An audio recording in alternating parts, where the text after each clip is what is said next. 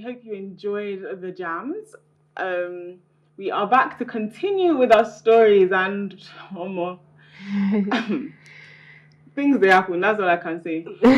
Things they happen. So a social media user has sparked controversy, rightly so too, after sharing images of what appears to be a blood covenant with her partner. In a series of posts, the woman expressed her belief in the power of love and her desire to secure her relationship forever. The disturbing image has led to widespread condemnation and concerns about the potential health risks associated with such practices. So that's what she shared. I don't know. Maybe I should just. Where would one start from? Like, having the Nollywood movie is not enough about all these things. But honestly, I understand the aspects of love. People will say, "Hey, love is blind. Hey, you don't like see." There's so many things. For example, okay, even would I say minimal but still major aspects. You don't even know if your partner has any, blood infections or HIV or anything, and then you're just there. You should know. Did you not know? Before you do this kind of thing, you should know, please. You should know. You're swearing forever with somebody. And then, you should know. Okay, there's even that side. Then, okay, you're entering into a blood covenant with someone that, fine, the truth, the thing I feel about relationships is that, even when people end up getting married, I feel there are still different sides to discover about. I feel personally that it's a long life journey of, learning new things about your partner, as, different seasons and times, as you go through times and seasons together. But like now, you're not even sure if you want to. Okay, you might be sure you want to marry this person. Is this person even sure that they want to be with you? Like that, everybody is in their feelings now. Oh, so it's a covenant, we love each other forever. And then 2 weeks down the line, I'm not condemning the relationship, but I'm just saying, realistically speaking, 2 weeks down the line, my gosh, I hate it. Ever mention that name again? Like really, and then now you've entered, and I'm a Christian, so my beliefs, there are lots of spiritual implications, but I would say, do you just be safe, go to be with you, because. But then, are people not doing the equivalent of this anyway? Is this not just a literal physical representation of what is happening anyway? How so? Because people are already doing things that bind them with somebody else outside of literally marriage. So people are already, well, as is typical of marriage anyway, people are already cohabiting with their partners, for example. People are already sleeping with their partners before they're married. People will have children with their partners. So like, I feel like society is already doing the kind of things that are indicative of bonding yourself for a long time, if not forever, with somebody. So this, isn't it just a physical reflection of what society has already done? I mean, it is, but I feel like this one just treads down a more, sort of like a cultic route. And you might not necessarily be going to any herbalist or any, but personally, that's just what I feel. And I would honestly not encourage anyone to do this sort of thing. There are too many, would I say, red flags. There are too many red flags associated. Like, if my partner asked me to do something like this, I would start to, I'm sorry. I just think it's interesting because I think a lot of people would probably share the sentiment. If their partner asked them to do something like this, they'll be like, did you be this? But if their partner asked them to move in with them, they'd be like, okay, cool. If they had a baby with their partner, they'd be like, yeah, I love him, To me, I just feel like keep the same energy. It's the same kind of thing to me. Yeah. But personal opinions, I suppose, differ. Moving on to more general things in the nation. President Bola Tinubu has sanctioned a new minimum wage of 70,000 naira for Nigerian workers. Woohoo! Promising a triennial reassessment of the national minimum wage legislation.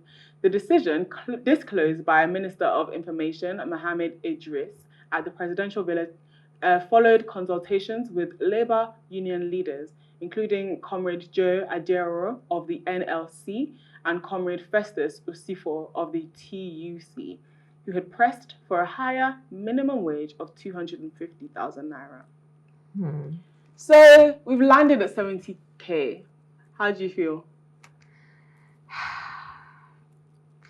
Well, we've gone up from 30. It's yeah. I think I'll rejoice because of that. Even though I really wish that it would have been higher, and it's more painful to see, funds being misused, or unnecessary allocations, and then people that are actually here, they're genuinely doing their work and they're just trying to feed their families. I think it hurts more looking at it from that perspective, but I am happy that there has been some form of progress. So I'll celebrate the small wins. Honestly, that's the energy that I'm just trying to keep, because 250k down to 70k, that's a massive cut. But I feel at the same time they can only do so much with all the economic brouhaha that's happening at the moment. Yeah, I think it's interesting. On one hand, I don't know that 250k would have been realistic. I don't know if literally the funds exist to be able to make 250,000 naira minimum wage, especially in light of the fact that a lot of business owners and things like that are also dealing with, like you say, the economic climate, in that fuel is more expensive. Yes. And that literally affects everything. That affects power, that affects food, rent, everything. And so where would they find the money? I guess they would be asking to pay 250,000 naira to each of their employees. Even with the 70, to be honest, employees might be rejoicing, but employers might be like, yes. You get. So that's one. The other for me is that Tinubu's plan with regards to reviving the economy is to shock the economy back into sort of optimal position. So he's like, we just have to let the market trends do what they do, and allow for the economy to be shocked back into the place it should be, because currently it's in a huge mess. Now, if on one hand we're trying to allow the market to do what it does and just let it naturally evolve so the economy rises back again, I don't know how this aligns with that, if that makes sense. Yeah. If the government are trying to say we're not going to intervene so much, we're going to let the market do what it does, then also introducing a new minimum wage, I don't know if I see where you're coming from. Yeah. I don't know. It's not aligning. Yeah. I don't know. Nigeria just needs, I don't even know the type of intervention that we need anymore, because people have different solutions every day. And to me, this minimum wage will only make sense if everything else that people are using the money to buy is also being addressed with the same energy. But if you're leaving everything else to the markets to determine, the money that people are earning more of now is not being put to me, much better use, because they're now just going to still use it to survive. It's not like anything else that they'll use the money for is also being given that energy currently. So it's like, fine, you're earning more, but then we're allowing the economy to... so you might still end up spending more even though you're earning more. So, to me, I don't know, potentially counterproductive, but honestly, I really just pray that God gives the government the essential wisdom and the heart to do the right thing. We'll keep praying. That's what we do as Nigerians now. That's what we do as Nigerians, because really, if it's protest, we have protested, we're praying, all sorts of things, and people are speaking up, and sometimes it just feels like, honestly, we're not being heard, but, keep praying. At least God is listening.